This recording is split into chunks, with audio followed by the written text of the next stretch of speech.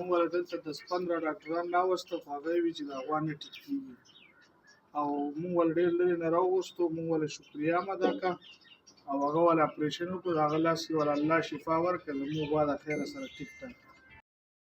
السلام علیکم، زه یم ډاکټر انعام الله خان. یو ځلې درته بیا یو بهترین کیس وړاندې کوم چې کوم ته میډیل پټیلا ډیسموټومي وایي، زهرباد ورته وایي یا ورته عرق النسا وایي. د هغه تاسو ولیده او د دې اونر هغه خبرې مو اورېدې، هغه شکریا هم ادا کړه. خو کوم اپریشن چې مونږ کوو نو هغه به تاسو ته اوس ښایم هم د هغې نه مخکې ضروري دا ده چې تاسو ته عرق النسا پته هم وي. په دې باندې ما مخکې هم ویډیو یعنې جوړې کړي دي. په ورکوټو اسانو الفاظو کې به درته ووایم چې دا د پټو کچاو دی، یعنې پټې راښکلي شي د یو ځای نه بل ځای ته شي. اوس هغه پټه مونږ به ډسلوکیټ کوو یا به کټ کوو، صحیح ده.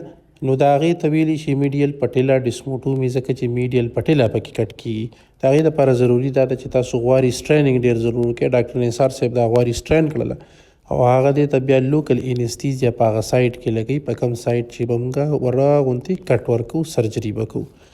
تاسو ته زه ښایم هم چې یاره دې کې دا میډیل پټیلا کوم ځای دا کټ به مونږ کوم ځای ورکوو. مقصد مې د دې ویډیو نه دا دی چې یاره څونه زموږ ډاکټر حضرات دي دا څیز زده کي نو ډېرو خلکو ته مسالې اسانې شي، ځکه چې په دې میډیل پټیلا ډیسموټومي باندې ډېر خلک نه پوهېږي او هغه دې ته بس لاعلاجه مرض وایي. حالانکې دا لاعلاجه نه دی، ټیک ده، یو ایکسپرټیز غواړي، یو خطرناک دی، مطلب داسې ستاسو نه بل پټه هم کټ کیدی شي. خو یاروم هم هرګز دا هر څیز په ریسک باندې کیږي، ریسک په اخلئ نو تاسو به کامیابۍ طرف ته ځئ.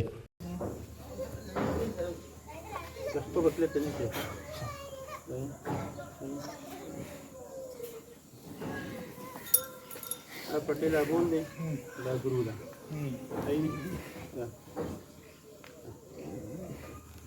ونیسه کلکه ښه بسم الله.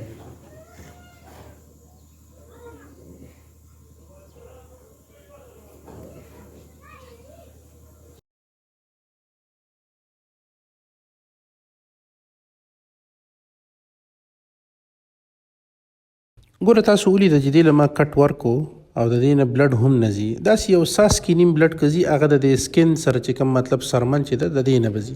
دا بلډ لیس اپریشن دی. بلډ لیس مطلب دا دی چې په دې کې به تجربه د سره وي نو وینه به پکې هم نه ځي او تاسو به په کوم ځای چې دی هغه به تاسو کټ کې. تاسو ګورئ اوسو تاسو ولیدله اپریشن هم وشو او د هغې نه پس خو الحمدلله پا هم سیده روانه هم شوه.